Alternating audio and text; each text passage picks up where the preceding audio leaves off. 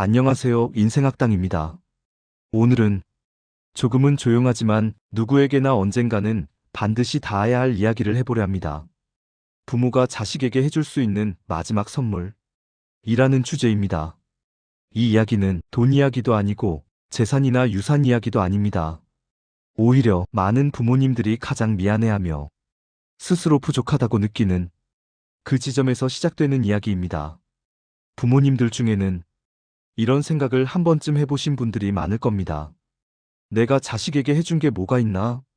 남들처럼 잘해주지도 못했고, 부자로 키운 것도 아닌데. 하지만 시간이 지나 자식의 인생을 끝까지 따라가 보면 한 가지 사실은 분명해집니다. 자식을 지탱해준 것은 부모가 남긴 무언가가 아니라 부모와 함께 쌓아온 느낌이었다는 것. 사람은 결국 감정으로 살아갑니다. 그리고 그 감정의 뿌리는 가장 가까웠던 사람에게서 시작됩니다. 사람은 살면서 수없이 많은 말을 듣습니다. 칭찬도 듣고, 비난도 듣고, 세상의 기준과 평가 속에서 계속 흔들리며 살아갑니다. 그런데 이상하게도 어떤 말들은 시간이 지나도 사라지지 않습니다.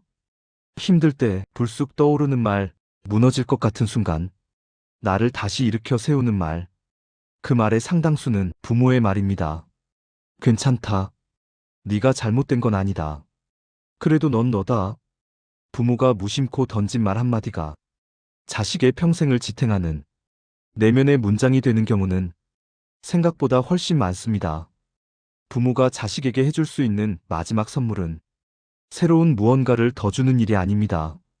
이미 함께 살아온 시간 속에서 어떤 마음으로 남을 것인가를 선택하는 일입니다. 자식의 인생에 늘 함께 있는 목소리로 남을 것인가, 아니면 지워지지 않는 부담으로 남을 것인가. 이 차이는 말의 내용보다 태도에서 갈립니다. 많은 부모님들이 자식이 어릴 때는 보호자 역할을 합니다. 먹이고, 입히고, 가르치고, 책임집니다. 그런데 자식이 자라 어른이 되면 부모의 역할은 달라져야 합니다. 이때도 예전 방식 그대로 가르치려 하고, 바꾸려 하고, 통제하려 하면 관계는 서서히 굳어버립니다. 자식이 어른이 된 뒤에도 부모가 해줄 수 있는 가장 중요한 역할은 정답을 알려주는 사람이 아니라 존재를 인정해주는 사람이 되는 것입니다. 자식의 선택이 마음에 들지 않을 때가 있습니다. 걱정이 앞서고 불안이 먼저 올라옵니다. 그럴 때 부모가 할 수 있는 가장 큰 선물은 말을 줄이는 태도입니다. 그래서 내가 뭘 했어? 그럴 줄 알았다. 이 한마디는 자식의 실패보다 더 깊은 상처를 남깁니다. 반대로 아무 조언을 하지 않아도, 아무 해결책을 내놓지 않아도 그저 힘들었겠다. 그래도 네가 버텨온 건 사실이야. 이 한마디는 자식의 마음에 오래 남는 안전지대가 됩니다. 부모의 말투, 부모의 표정, 부모의 반응은 자식에게 기준이 됩니다. 세상이 나를 함부로 대할 때 나 스스로를 어떻게 대해야 하는지를 부모에게서 배웁니다. 부모가 자식을 존중하면 자식은 스스로를 존중하는 법을 배우고, 부모가 자식의 감정을 무시하면 자식은 자신의 감정을 의심하게 됩니다. 부모가 자식의 실패를 품어주면 자식은 실패해도 다시 일어날 수 있지만, 부모가 결과로만 사랑을 판단하면 자식은 평생 인정받기 위해 자신을 소모하며 살게 됩니다. 부모가 자식에게 해줄 수 있는 마지막 선물은 완벽한 조언도, 인생을 바꿀 한마디도 아닙니다. 오히려 조언하지 않아도 괜찮다는 여유, 침묵해도 사랑이 줄지 않는다는 확신, 돌아올 수 있는 자리가 있다는 안정감입니다. 자식은 부모가 어떤 말을 했는지보다 부모 곁에 있을 때 어떤 사람이 될 수 있었는지를 기억합니다. 편해질 수 있었는가? 솔직해질 수 있었는가? 약해져도 괜찮았는가? 이 기억은 부모가 떠난 뒤에도 자식의 삶을 조용히 지켜줍니다. 시간이 흐를수록 부모는 점점 작아지고 자식은 점점 바빠집니다. 예전처럼 마음을 길게 나눌 시간도 줄어들고 표정을 오래 바라볼 기회도 사라집니다. 그러다 어느 날 문득 깨닫게 됩니다. 해주고 싶은 말은 남았는데 전할 수 있는 시간은 이미 많이 지나가 버렸다는 것을. 그래서 부모에게 남은 시간은 무언가를 더 해주기 위한 시간이 아니라 어떤 마음으로 남을지 선택하는 시간입니다.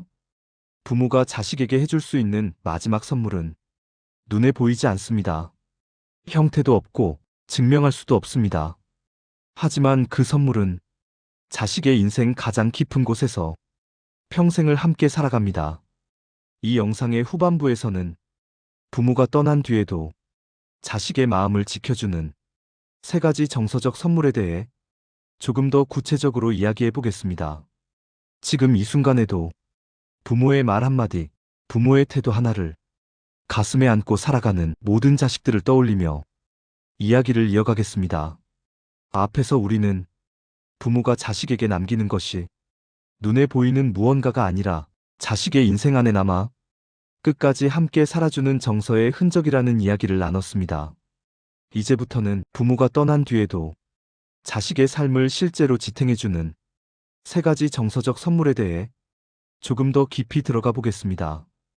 이 세 가지는 특별한 재능이나 환경이 없어도 지금 이 순간부터라도 부모라면 누구나 남길 수 있는 것들입니다. 첫 번째 선물. 너는 네가 생각하는 것보다 괜찮은 사람이다라는 내면의 목소리. 사람은 인생에서 수없이 많은 평가를 받으며 살아갑니다. 학교에서, 직장에서, 관계 속에서 끊임없이 비교되고 판단됩니다. 그런데 어느 순간부터는 다른 사람의 평가보다 더 무서운 것이 생깁니다. 바로 스스로에게 던지는 질문입니다. 나는 충분한가? 나는 왜 이것밖에 안 되는가? 이 정도의 나로 살아도 되는 걸까? 이 질문에 끝까지 버틸 수 있게 해주는 힘은 부모에게서 받은 존재에 대한 신뢰입니다. 잘했을 때만 칭찬받고 성취가 있을 때만 인정받은 자식은 인생이 흔들릴수록 자기 자신을 더 몰아붙이게 됩니다. 반대로 아무것도 증명하지 않아도 존재 자체로 받아들여졌던 자식은 실패 앞에서도 완전히 무너지지 않습니다.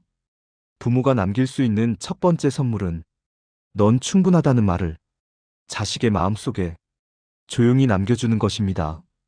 이 말은 큰 소리로 외칠 필요도 없고 자주 반복할 필요도 없습니다. 다만 부모의 눈빛과 태도 속에 일관되게 담겨 있어야 합니다. 두 번째 선물. 결과와 상관없이 돌아올 수 있는 마음의 자리. 자식이 인생에서 가장 두려워하는 순간은 실패 그 자체가 아닙니다. 실패했을 때 사랑마저 조건부가 될까봐 두려워하는 순간입니다. 이렇게 되면 부모에게 실망만 안겨드린 건 아닐까? 이 선택으로 부모와 멀어지는 건 아닐까? 이 두려움이 커질수록 자식은 실패를 숨기고 아픔을 말하지 않고 점점 혼자 버티려 합니다. 부모가 남길 수 있는 두 번째 선물은 이 두려움을 줄여주는 것입니다. 결과가 어떻든 내 자리는 사라지지 않는다. 잘해도 못해도 너는 여전히 돌아올 수 있다. 이 확신은 말보다 태도에서 전해집니다. 실패했을 때 표정이 먼저 굳지 않는 것, 조언보다 먼저 이야기를 들어주는 것, 결과보다 과정을 인정해주는 것. 이런 경험을 가진 자식은 부모가 떠난 뒤에도 마음속에 늘 돌아갈 수 있는 자리를 품고 살아갑니다.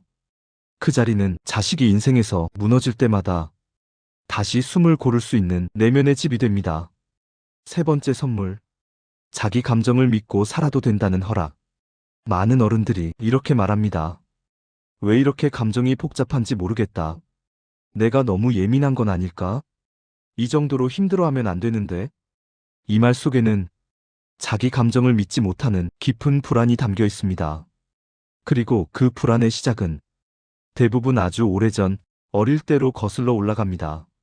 울면 그만 울어라는 말을 듣고, 속상하다고 하면 그럴 일 아니다라는 말을 듣고, 화를 내면 버릇없다는 평가를 받았던 경험들. 이렇게 자란 자식은 감정을 느끼지 않는 사람이 아니라 감정을 의심하는 사람이 됩니다.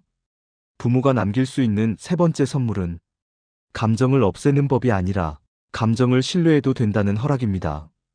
그렇게 느낄 수 있다. 내 마음이 이상한 게 아니다. 지금 그 감정에는 이유가 있다. 이 메시지를 받은 자식은 자기 감정을 삶의 방해물이 아니라 삶의 방향을 알려주는 신호로 받아들이게 됩니다. 이 선물은 자식이 평생 자기 자신과 싸우지 않고 자기 편으로 살아갈 수 있게 합니다.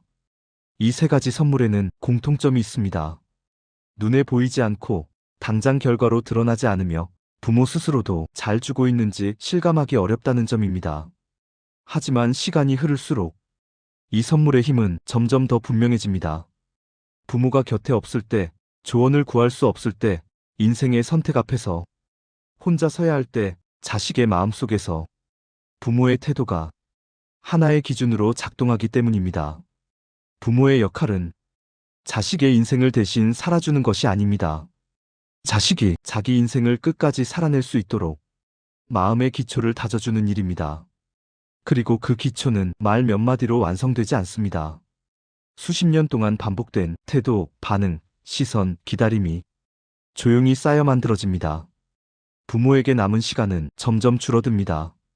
해주고 싶은 말은 많아지는데 전할 수 있는 기회는 오히려 적어집니다. 그래서 지금 가장 중요한 질문은 이것입니다. 내가 무엇을 더 해줄 수 있을까? 가 아니라 나는 어떤 마음으로 남을 것인가? 오늘 한 번 덜 판단하고, 오늘 한 번 더 믿어주고, 오늘 한 번 더 기다리는 것.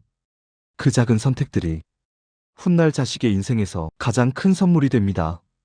부모가 자식에게 해줄 수 있는 마지막 선물은 떠나는 순간에 주는 것이 아닙니다.